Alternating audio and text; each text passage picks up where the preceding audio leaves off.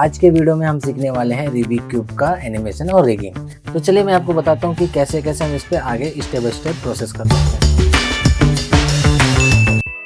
Rubik cube का animation करने के पहले हमें जानना होगा कि ये वर्क कैसे करता है, इसका मैकेनिज्म कैसे वर्क करता है। यहाँ पे देख सकते हैं ये जो मैकेनिज्म है जो मैंने यूट्यूब से निकाला था, ये वर्टिकल हो गया, हॉरिजॉन्टल हो गया, वापस वर्टिकल मतलब डाउनवर्ड अपवर्ड, और फिर ये हमारा जो इसी का टॉप एंगल का है। मतलब 3 लेयर में हॉरिजॉन्टल रोटेशन होता है और 3 लेयर पे वर्टिकल रोटेशन होता है। हमें यहाँ पे क्या करना है कि 3 रेशियो में हमें डिवाइड कर देते हैं। हम यहाँ भी 3 कर लेते हैं। ओके, तो हमारा क्या हुआ कि क्यूब का जो अपना रूबिक क्यूब है उसका एक मॉडल हो गया, बेसिक मॉडल।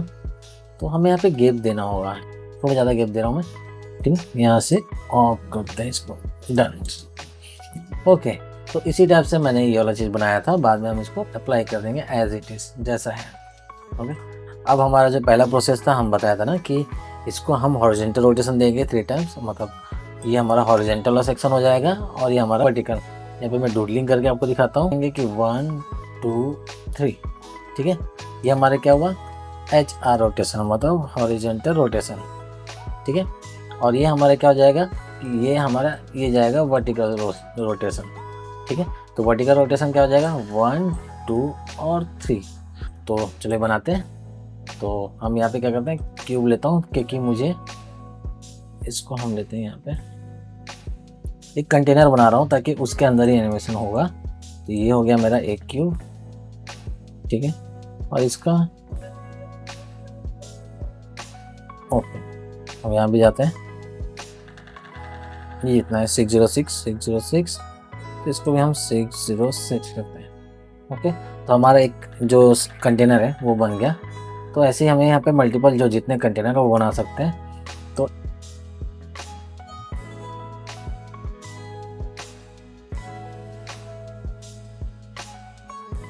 वर्टिकल मेरा ये हो जाएगा कंटेनर, तो वर्टिकल रोटेशन का है कंटेनर ये। तो हम यहाँ पे नेमिंग देते हैं, इसका लेते हैं 1 और इसको देते हैं 2 3, ठीक है।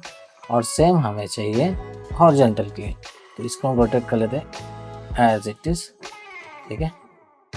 ऊपर वाला मेरा 1 हो गया, इसको लेते हैं 1, वर्टिकल नहीं ये HR हो जाएगा, HR, ठीक। अब ये क्यों मैंने दिया है ये आपको बाद में पता चलेगा कि ये क्या चीज़ है, क्या कंटेनर है।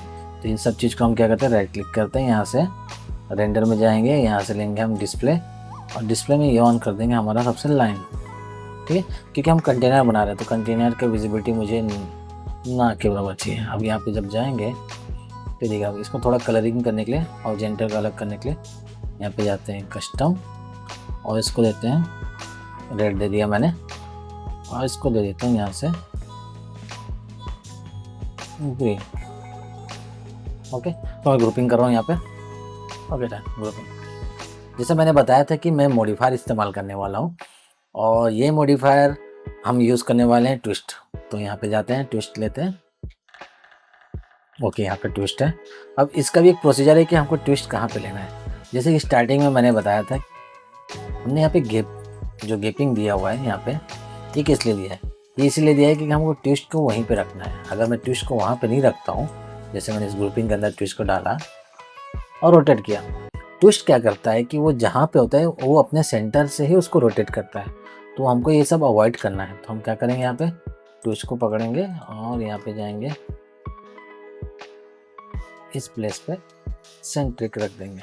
ओके, याद रखिएगा यहाँ पे जो है सिर्फ हम इस पोजीशन को अप डाउन कर रहे हैं। अब ट्विस्ट को करके देखते हैं तो भी कुछ होगा, हो रहा है, ठीक है। तो उसके लिए हम क्या करें, ट्विस्ट का जो साइज सही है Y एक्सिस, इसको 0 कर देते हैं, ठीक है। तो अभी क्या हुआ, मेरा ऊपर का जो लेयर है वो अब आराम से इस वाले ट्विस्ट के डिफॉर्मर से कंट्रोल हो रहा है, ठीक है। सेम ऐसे हम क्या करेंगे, इसका नाम देते हैं हॉरिजॉन्टल, हम HR रोटेशन, ठीक है, और इसका नाम देते हैं 1। ओके, अब इसी को डुप्लीकेट करते हैं और हम नीचे चलते जाते हैं यहाँ। अब हम यहाँ पे एक्सपेरिमेंट करके देखते हैं ये और फिर ये। तो अभी इसमें क्या हो रहा है ना कि जो हमारा HR3 है और HR2 मतलब जो हम ट्विस्ट डिफॉर्मर यूज़ कर रहे हैं वो ऊपर वाले लेयर को भी इम्पैक्ट कर रहा है। अभी हमें कैसा चाहिए कि जिस लेयर के लिए हम वो जो ट्विस्ट डिफॉर्मर यूज़ कर रहे हैं वो उसी लेयर को इम्पेक्ट करें। तो उसके लिए हम इसको कंटेनर में डिवाइड करेंगे। तो अब हमने जो कंटेनर बनाया था इसी का इस्तेमाल अभी होने वाला है। यहाँ गए और हम कंटेनर देते हैं। जैसे कंटेनर मेरा HR1, HR2, HR3, यहाँ पे गड़बड़ हुआ है। HR1 है भाई, ये HR1 है ये, और HR2। ओके, ये सही है। ओके नहीं, तो अभी हम करने वाले हैं इसको डिफॉर्म के लिए हम उसको कंटेनर देंगे। तो जैसे फील्ड HR1 में हम HRC1 अब हम यहाँ से इसको वॉल्यूम सेलेक्ट करेंगे। अब HR2 में जाता है, HR2 में हम HR3 करते हैं इसको वॉल्यूम। ऐसे 1 बाय 1 हम HR3 के लिए भी कर लेते हैं। ये हुआ वॉल्यूम, ठीक है। अभी हमने क्या किया, अब हम इसको रोटेट करके देखते हैं। रोटेट रोटेट रोटेट, तो हमारा जो हॉरिजॉन्टल रोटेशन था उसका कंट्रोलिंग प्रॉपर वे से हो गया। जो हमने ट्विस्ट डिफॉर्मर यूज़ किया था उस पर उसको कंटेनर से लिंक कर दिया। जो कंटेनर हमने किससे बनाया था, क्यूब से बनाया था, तो हम उसको लिंक कीजिए। इसी तरह से हम क्या करेंगे, हम वर्टिकल के लिए भी करेंगे। तो यहाँ पे इसको 0 कर लेते हैं।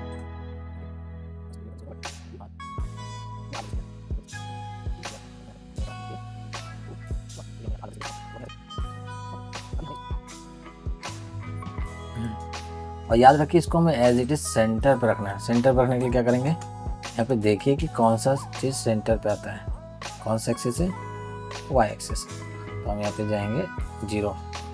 सेंटर पे रखना इसलिए इम्पॉर्टेंट है क्योंकि रोटेशन मैंने बताया था वो अपने उस सेंटर के हिसाब से करता है। तो हम इसको करेंगे इसके इस गैपिंग पे, जहाँ पे हमने जो गैप किया है वहीं पे हम रखेंगे, ठीक है। वैसे हम वहाँ पे ऑब्जेक्ट रख देंगे। इसको HR है तो हम VC1, ओके नाइस। आप देखते हैं सबको हो रहा है, प्रॉपर हो रहा है, ठीक है। तो अभी हमारा क्या हुआ, हमारा एक रिगिंग हो गया है जिसमें हमने सब में एक कंट्रोलर दे दिया है। तो अब हमारी बारी आती है कि इसको हम एनिमेशन कैसे करेंगे। पहले ये समझते हैं कि रूबिक क्यूब का एनिमेशन कैसे होता है। अब यहाँ पे क्या होता है, रूबिक क्यूब का जब एक रोटेशन होता है कंप्लीट, फिर हम दूसरा रोटेशन करते हैं। एक साथ सारी चीज़ नहीं कर सकते क्योंकि ब्लॉक हो जाती है। अब यहाँ रियल मैकेनिज्म है इसलिए ब्लॉक हो जाएगी, लेकिन हमारा जब हम 3G में कर रहे हैं या फिर 3D में कर रहे हैं, हमको एनिमेशन एक साथ नहीं करना है। तो वो करने के लिए मैं यहाँ पे करता हूँ। पहले तो मैं एक साथ कर रहा हूँ। यहाँ पे हम की करते हैं और इसको 90 डिग्री रोटेट करते हैं 20 फ्रेम पे। डन। तो ये देखो हॉच पॉच चालू हो गया। अभी हमें इसको अल्टरनेट करना, मतलब एक बार हॉरिजॉन्टल, एक बार वर्टिकल, एक बार हॉरिजॉन्टल। तो हम वैसे अरेंज करते हैं हॉरिजॉन्टल वर्टिकल हॉरिजॉन्टल वर्टिकल। की पे जाएंगे, ओके, इसको नीचे करते हैं और इसको थोड़ा हम एनिमेशन देते हैं। जैसे हम इसको पिक किए, यहाँ गया, जैसे एक ब्लॉकिंग हो गया कि एक 0 से 90 रोटेशन हो गया, फिर हम दूसरा भी करते हैं। दूसरा हुआ, तीसरा हुआ, ऐसे करते करते हम सारा चीज़ कर लेते हैं। यहाँ पे हम थोड़ा से इसको 150 कर देते हैं ताकि हमारा टाइम लेंथ थोड़ा से मैच करें। Okay nice. तो अभी हो गया। अब देखते हैं कैसे, कुछ प्रॉब्लम आ रही है क्या। अब ये प्रॉब्लम क्यों आ रही है ये भी मैं बताता हूँ। अभी जब हम ये किए तो हमारा सारा जो डिफॉर्मर है, जो हम यहाँ पे देख सकते हैं कि जो सारा डिफॉर्मर है एक साथ अप्लाई हुआ है किस पे, क्लोनर पे। और हमें कैसे चाहिए, हमें ग्रुपिंग में चाहिए। अब इसको मुझे ग्रुपिंग करना है तो हम क्या करेंगे, Alt+G ग्रुप कर दिए। तो अब क्या हुआ कि इस क्लोनर के लिए अब ये वाला जो डिफॉर्मर है वो अफेक्ट करेगा। अब क्या हो रहा है, अब इसके लिए सारे अफेक्ट करें तो हम इनको फिर इसको ग्रुपिंग कर देते हैं, ठीक है। फिर अब क्या हुआ, इस वाले ग्रुप के लिए अब ये वाला इम्पेक्ट करेगा या फिर अफेक्ट करेगा। तो सेम ऐसे हम सबको ग्रुप करते हैं 1 बाय 1 बाय सिलेक्ट करके, ओके, ठीक है। तो अब देखते हैं हमारा क्या हो रहा है, डन। तो यही एक तरीका है जो बहुत इजी वे से कर सकते हैं। तो ऐसे ही आप भी इसका एक बार ट्राई करके देखिए कि ये मैंने कैसे बनाया था, और शायद आपको भी मज़ा आएगा करने में। और अब तक का मैं बोलूँगा तो बेस्ट वे होगा ये आपका रूबिक क्यूब का एनिमेशन का। आप चाहे तो यूट्यूब में ढूंढ सकते हैं इसका ट्यूटोरियल। थोड़ा लंबे प्रोसेस होते हैं, नॉर्मली लोग उसको ग्रुपिंग करके रोटेशन करते हैं, लेकिन जब हमारा चेंजेस की बारी आएगी ना तो वो उतना अच्छा काम नहीं करेगा जितना अच्छा आप इसमें काम कर सकते हैं।